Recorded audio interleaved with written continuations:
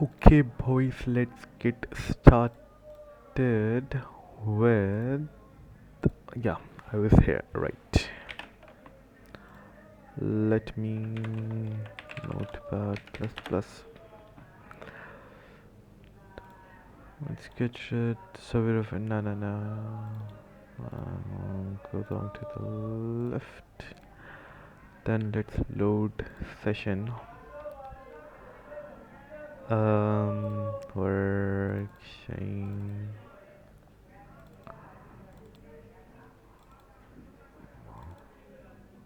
Yeah, session. Nice. Okay, there we go. Game.c. Okay, I was here. Concatenate character. Did I implement concatenate character? I have no idea about, about that. Okay. Main.c, game.c. Okay, this is another game.c. I would need to go back, work, Shane, and hmm. Okay, let's open a terminal right here. Put it to the side, put it to the side.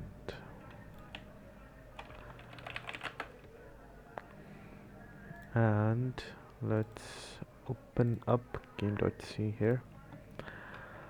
Alright, uh, so render text true, yep. Okay, concatenate character. Okay, yeah, I had a confusion if the text.text, don't know if it's a character or not. I would have to check it, but for the time being, okay, not. I've handled the not condition, right? Okay, so where do I put this bad boy? I think I should put it right next to this. Yeah, these two fit best, and nah. Um, increase its size, and here, perfect. Okay.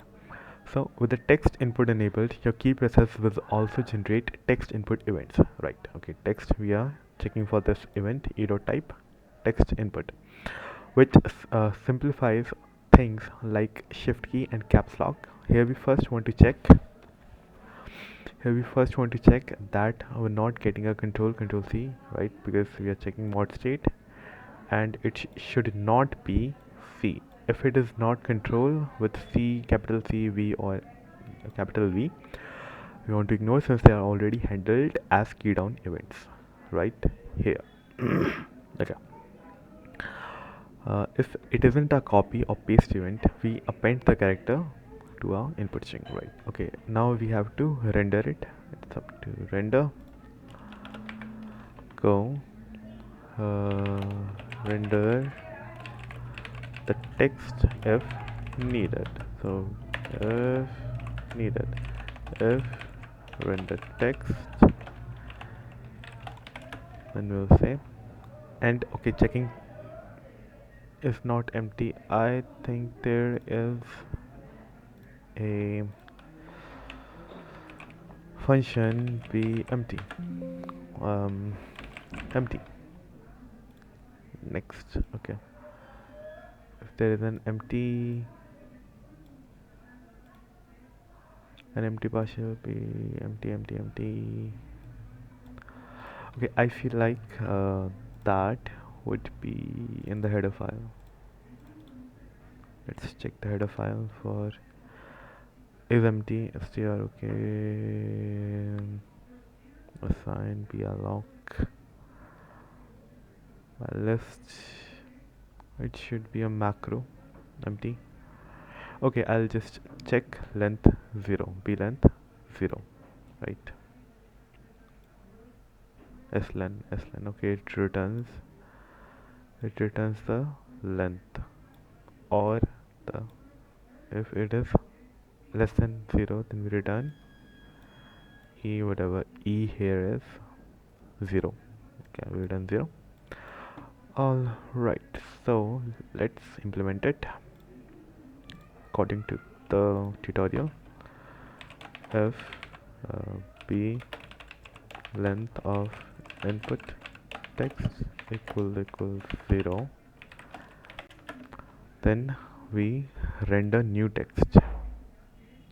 Okay, then we want to, but we are not rendering the text.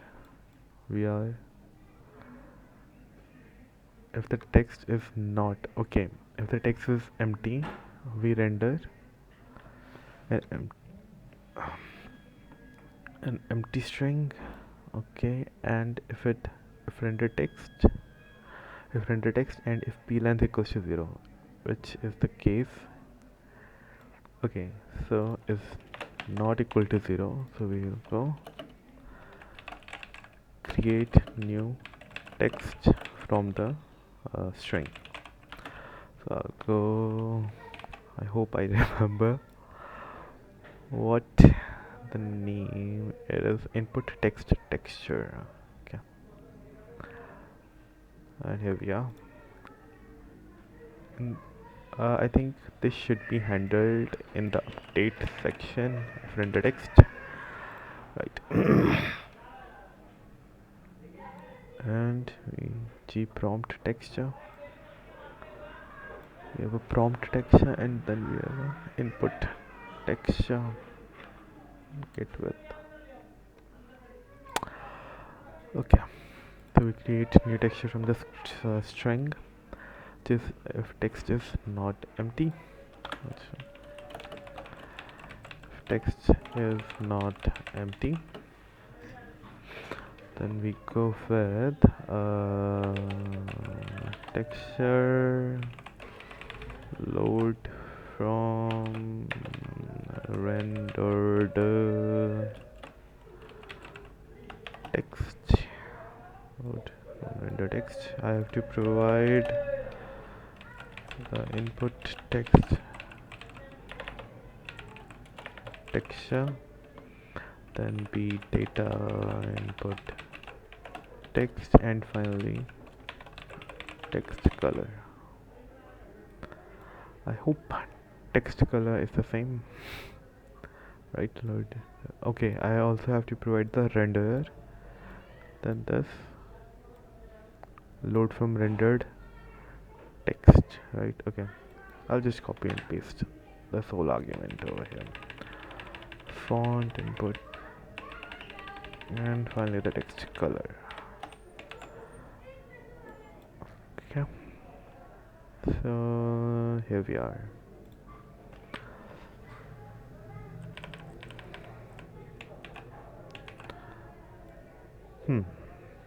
Good.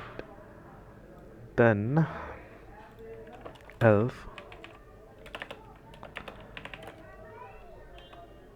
and if the text is empty, then what I can do is get this, and in case of empty string, in place of data I will provide an empty string. Okay. Okay, render space, render space texture slash empty. Okay, if the text render update has been set, we render the texture. One little hack we have there is, if we have an empty string, we render space, because STLTTF will not render an empty string. Okay, then we clear the screen. Okay, then I have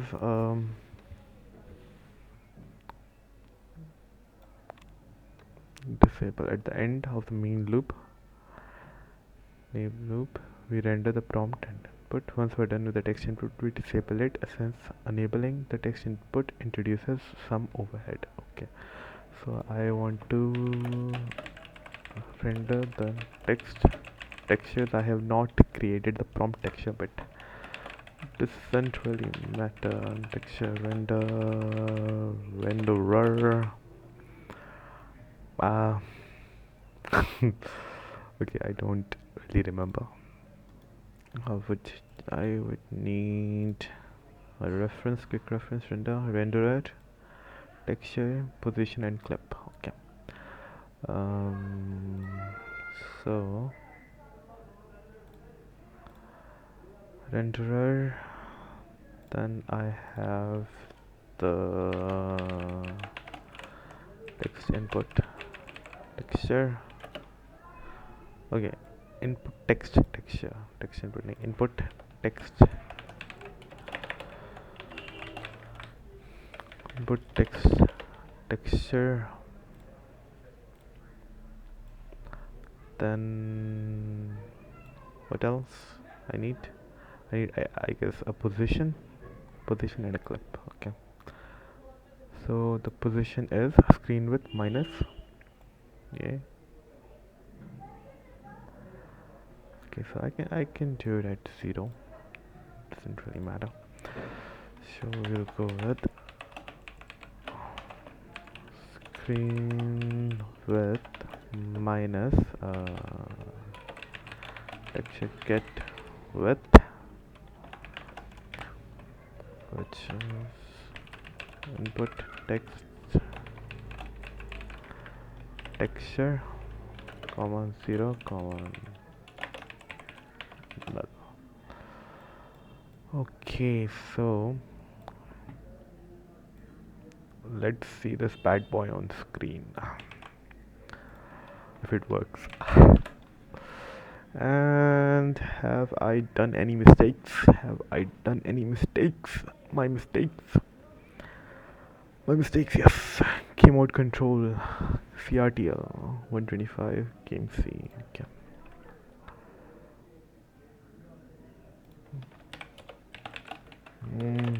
Control, and we're good elsewhere, right? CTRL. Yeah. Okay. Let's try that again. And okay, yeah, that is what I'm talking about. Keep passing born cat. This is a cat star. I cannot concatenate. Okay, so let's update. Where is born car here? Okay, so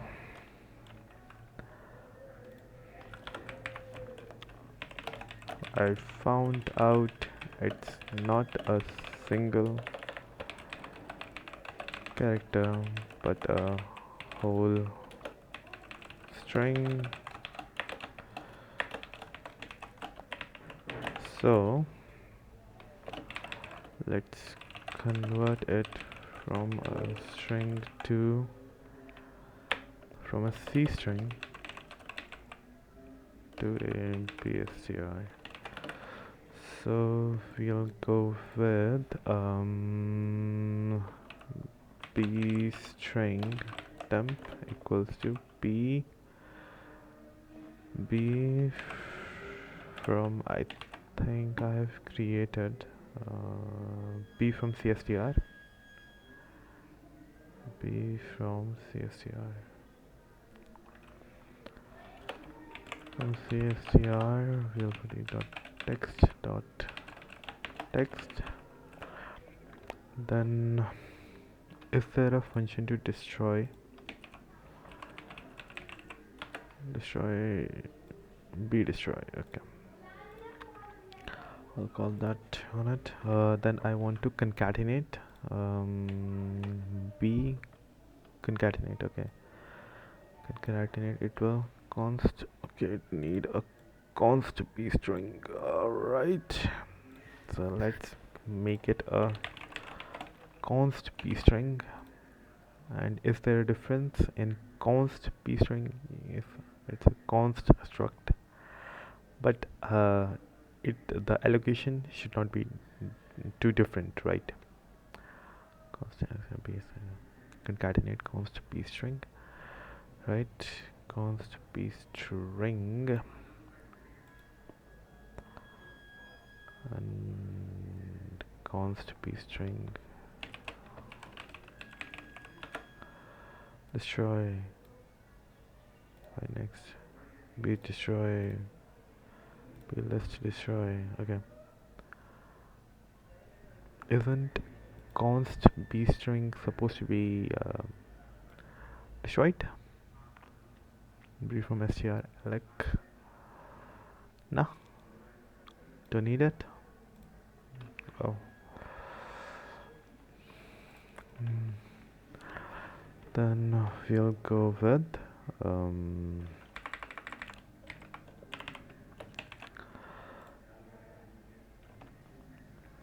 so I can just remove it. Don't know if e dot text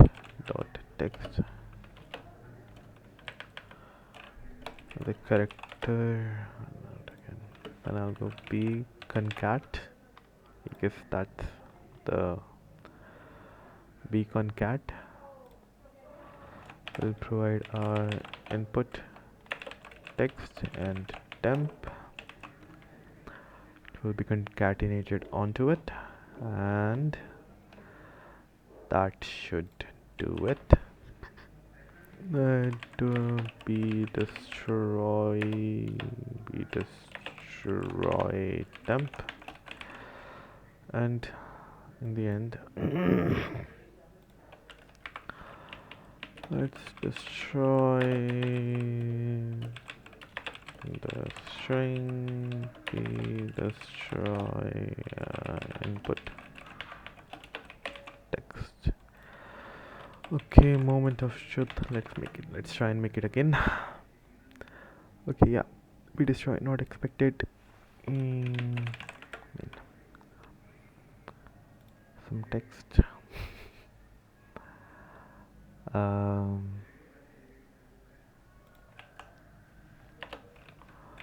Okay, so it kind of works.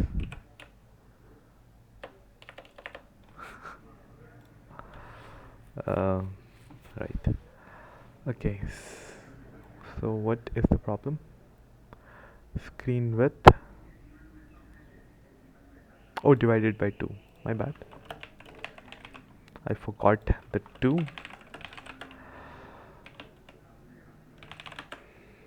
That's why.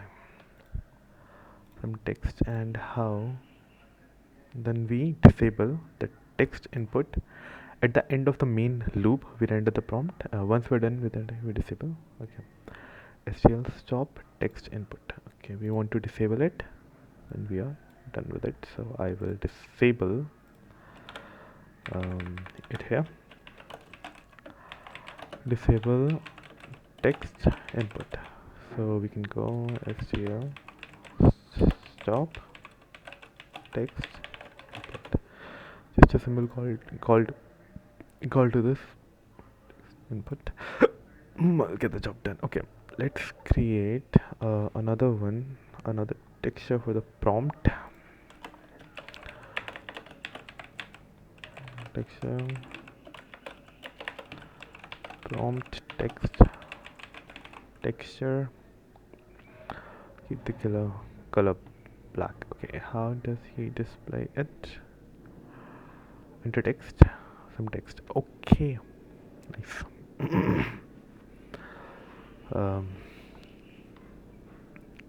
So I want to create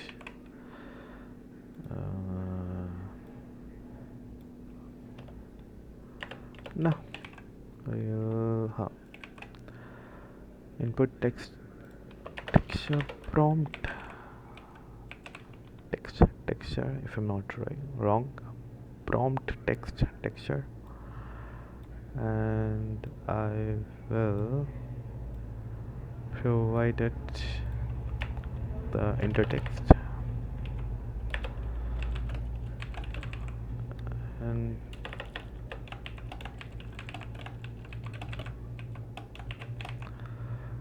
There we go. Then what I want to do is update. Okay, I want to render. Well, it doesn't really matter if I render it in front of back of it. Prompt text texture should be prompt,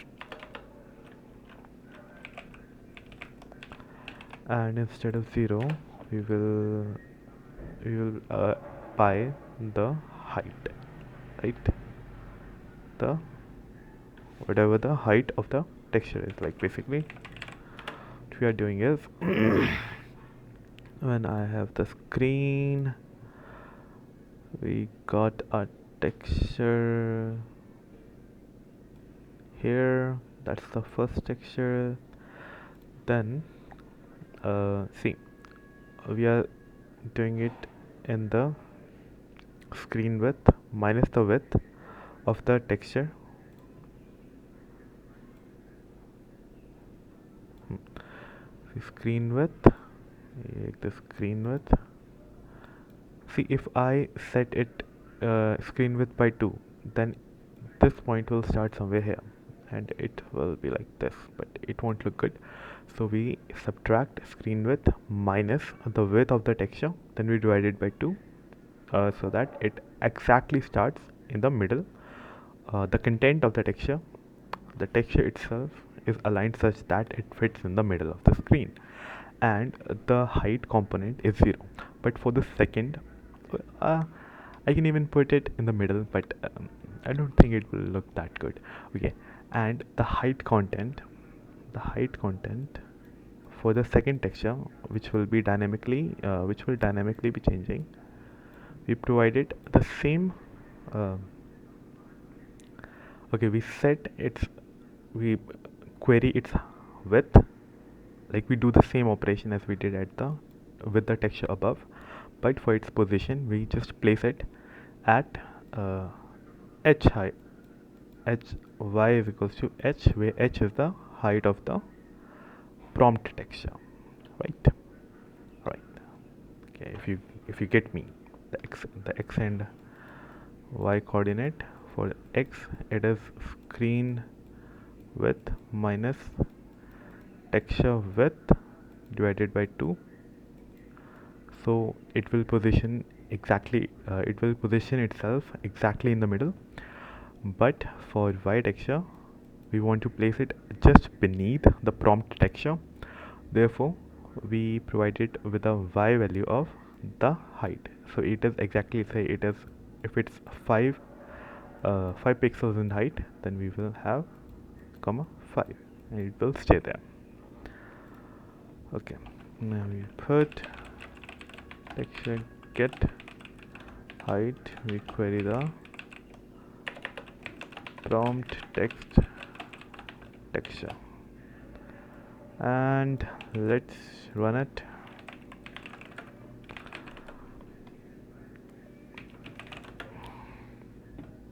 Yeah, hello there people. Hello there people, I am Shivang.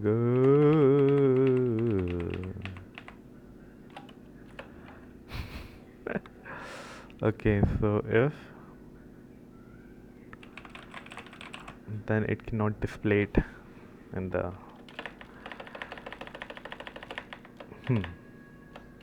okay,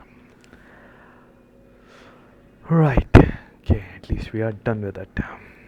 Let's save this into Savira. Nope, not here. I want to save it in chain, GitHub. See,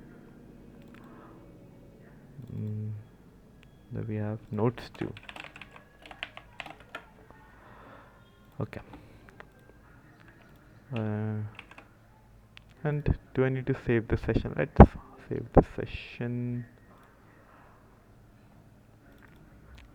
If I ever have to look at it again, I can just close all but print.